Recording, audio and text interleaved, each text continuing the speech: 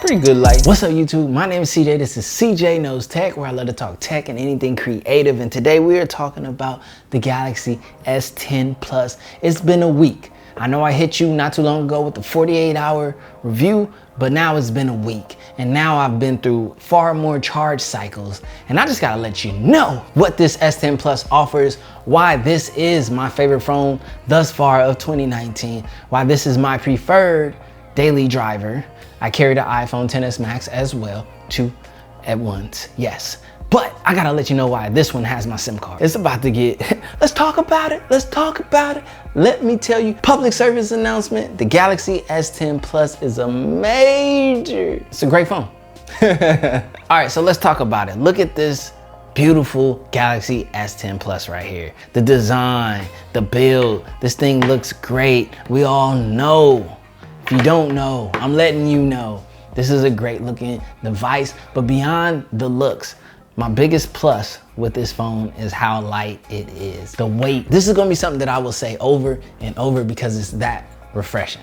To have a light, slim, thin weight phone. When I throw this thing in my back pocket, when I throw this thing in my hoodie pocket, yeah, I like to throw it in the hoodie pocket. It's not sagging as low as if I put an iPhone or any other flagship heavier phone from the past or the present. That's just one of the design elements of this phone that I just absolutely love. And I have to like preach on it and scream it to the top of my lungs until everyone knows. It's super light, it's super light, it's super light.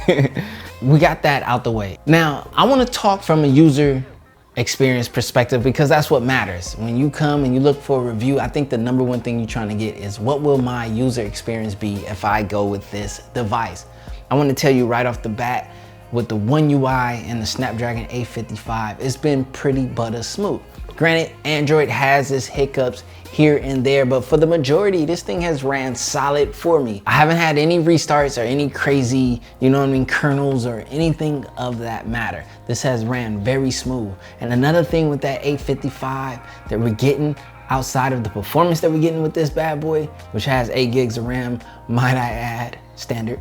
I mean, hey, you're not getting it elsewhere. Now, the power is being optimized in a great way. The other day, I tweeted out, I forgot to charge my phone overnight, and I went about using it throughout the day into the late afternoon of like 3 p.m. and I still had 12% battery. That's nuts, that's crazy. I'm just saying, this is the S10 Plus. This is the bigger screen by, by a small margin. This is the big boy. The fact that I'm just not killing the battery. It's 4,100 milliamp hours and you see it and it performs. I mean, you're getting almost a whole 1,000 milliamp more hours than the XS Max and it shows.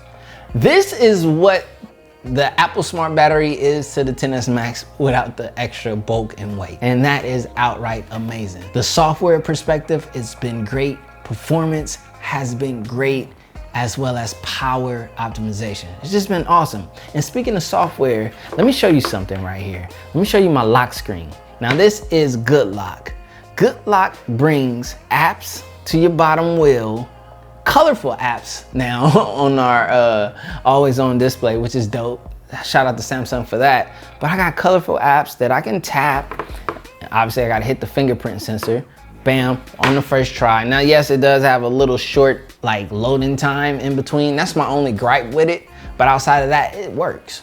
And as you just saw, my fingerprint sensor worked on the first try. So with Good Lock, you get to design your lock screen. So I think you have up to 6 apps on the outside that you want to get to really fast. You got your notifications. If you tap right there, you get to see them. The ideal lock screen. So that's something that Samsung has that is crushing Apple. Apple doesn't have anything on this lock screen that anywhere compares to this. So Good Lock for the win. Also, another thing about Good Lock, you can customize your time, and then you can have this music thing. You see, I'm able to get quickly to my music. I got my time, and then I got my notifications, and I got my apps that I want to have quick access to.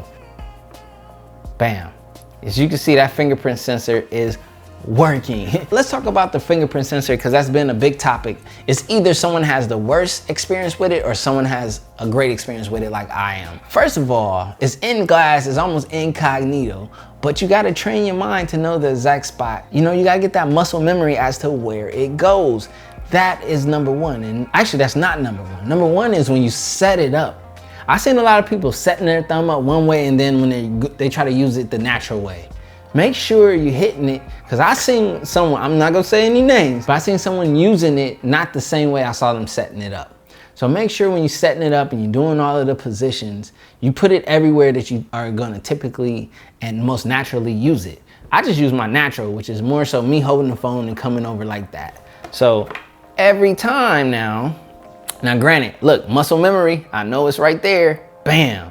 Look at that, easy, quick access. So for anyone to say that the fingerprint sensor isn't good or isn't great, now yes, it is first gen, and I guess there can be improvements. I don't know how fast you need a fingerprint sensor to be. Actually, it's pretty quick. Now sometimes, I won't lie, it's not the fastest, especially like when you're trying to use Good Lock and get to an app, but that's Good Lock and that's not that. But that right there is fast enough for me. I locked in the target of where I need to have my finger, which is right there, and every time I'm getting it, boom. So that time it wasn't as fast as it was before, but hey, I can deal with that time of unlock. Some of y'all, man, what y'all rushing for? I know sometimes when you see some type of social media thing, trying to get it in, trying to get your response, trying to get your GIF off or whatever, hey, it is what it is. GIF, I don't care. Now, as you can see, look at that beautiful display. I don't even have to tell you or show you or convince you about Samsung's display. Their displays reign true, which makes the viewing user experience on this thing just mind-blowing. If you really want to test it, you really want to see, go pull up a YouTube HDR video and look at how the screen performs. It's gonna be beautiful. It's gonna be crisp. It's gonna be amazing. Eye-dropping. So like watching YouTube, watching whatever type of video form, the speakers are great, everything works perfect. This is like the ideal media consumption or media creators type of device. I love it until the Note comes out, but we all know these are neck and neck.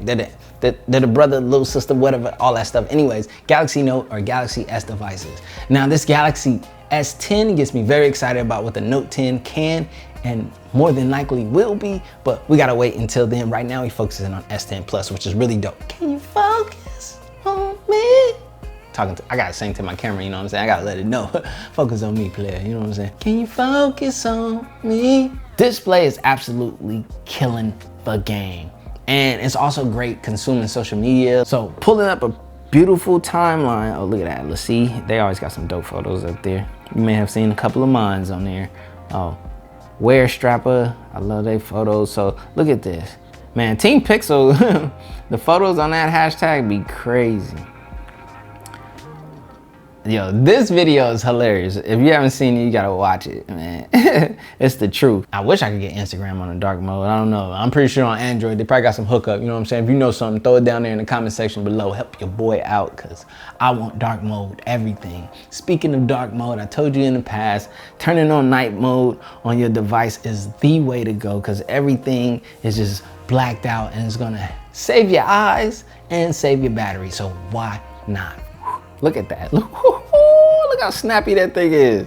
Ooh, them 8 gig of RAMs, 8 gig of RAMs. Them 8 gigabytes of RAM is kicking in right there. That's another thing for user experience is RAM management. It's really good. Like I can close an app, go away for a while and come back to the app and it can pick up where I left off. And that's very important because sometimes I have to stop. Say if I'm writing something, I gotta go get the link to add to the post that I'm creating. Being able to have that stay there in the RAM, because that's where it stays and that's where you need it to be, and I come back, that's A1. So that adds to the user experience from a creator's perspective, or just actually from anyone's perspective, because everybody's on social media, everybody's posting, everybody has had that instance of having to go and look at something or copy and paste and so forth. So that is there for you at any time, any moment that you need it. It is coming in clutch. Now let's talk about One UI. One UI, I'm not gonna get too deep into it, but this is my first experience with One UI. And that's basically the user interface that we're interacting with. Samsung has changed it. It went from TouchWiz to a brief moment of Samsung experience, and now we're in One UI, which I am absolutely happy with.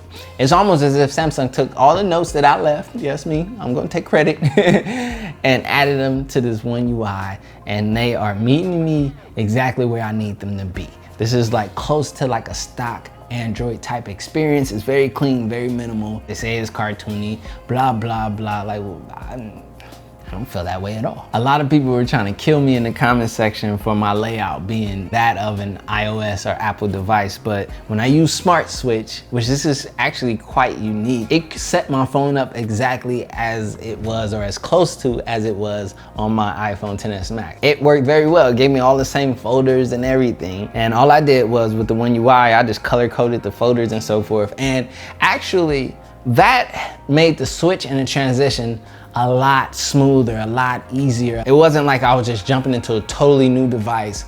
It felt very natural from what my iPhone XS Max had and the layout to what this is. So yes, I'm rocking with this layout for now. Eventually I'll customize it a little bit and add that Android flavor and flair and swag. So stop killing me in the comments. I know it's hurting you and you're probably looking at it right now and it's probably killing you softly, but you know what I'm saying, man?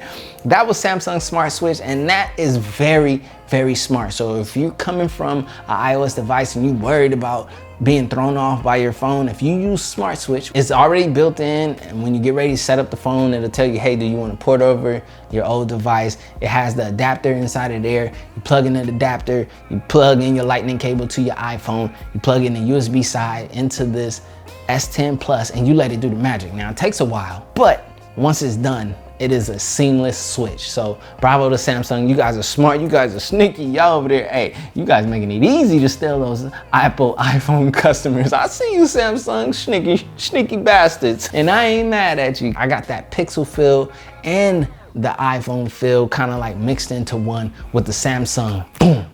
I love it. I don't regret grabbing this bad boy.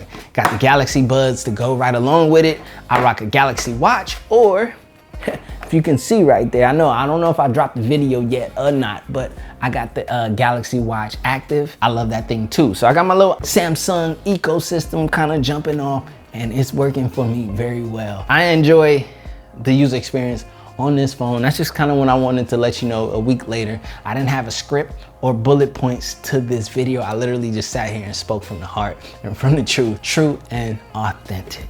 Oh, I haven't even talked about the camera. Now, if you haven't seen my video, I posted one of a camera comparison. I compared the S10 Plus against the XS Max and the Pixel 3 XL for picture and video. And you need to go check that out so you can see. But I will say one thing, man. That ultra wide camera, whew, killing the game. If you're looking for a vlogging rig and a mobile smartphone, the S10 Plus got you covered with that ultra wide angle lens. It's gonna be crazy. It's killing the game. Same thing for photos and pictures. Man, the ultra wide is just it's butter. I love it, and it performs very well top to bottom, left to right. Now obviously when you got ultra wide, there's that slight distortion. That's natural, you know what I'm saying? It's kind of, but it's actually not that bad. It looks great. Legit, this is gonna be in my arsenal. This is gonna be sitting down on the ground catching the ultra wide shot of me doing whatever I'm doing when I'm performing a review or filming myself. I absolutely love that. That's a kicker. I've been pretty pleased with the pictures, you know what I'm saying? I know there's a lot of complaints out there. My skin tone, it gives a lot of cameras trouble, so I always just have to, you know, do what I gotta do to edit out my crazy magentic like brown skin tone. It's not the easiest, but I still am okay with the camera. Hey, a lot of people complaining about face smoothing and stuff. I don't see any ladies complaining. It's only fellas, it's only men. I guess they want their roughness to show. They gotta look like a man. I ain't tripping, you know what I'm saying? I look good either way. But yeah, I just wanted to point that out. I mean, you know, Samsung, we know the characteristics of their cameras by now, so hate it, I love it. It is what it is. Every camera, every smartphone, every lens, everything has its own characteristic, and you just gotta either deal with it, edit around it, love it, and just roll with it, or whatever that is. And that's pretty much it. I'm gonna do a more full, actual, you know, that deep type of review probably at a month, because that's how I think you should do. You should live with a device. I'm just giving you real-time updates because I want you to know what I've been experiencing with this one. S10 Plus, absolutely love it. My favorite phone in 2019, my favorite phone to use as of right now, my daily driver. My name is CJ, this is CJ Knows Tech, where I love to talk tech and anything creative, baby. Get you one. Galaxy Buds, man, them things, I don't know where you're gonna get them. I mean, they on back order everywhere. Good luck. If I find somewhere, I'll definitely link it down below. You might have to wait, and that's just a part of it. They that popular. And extensive review coming on these as well. And I need to post my first video of the Galaxy Watch Active if it isn't up by now. So yeah, let me go do some work, man. All right, you guys. Love you guys. Thank you. Peace.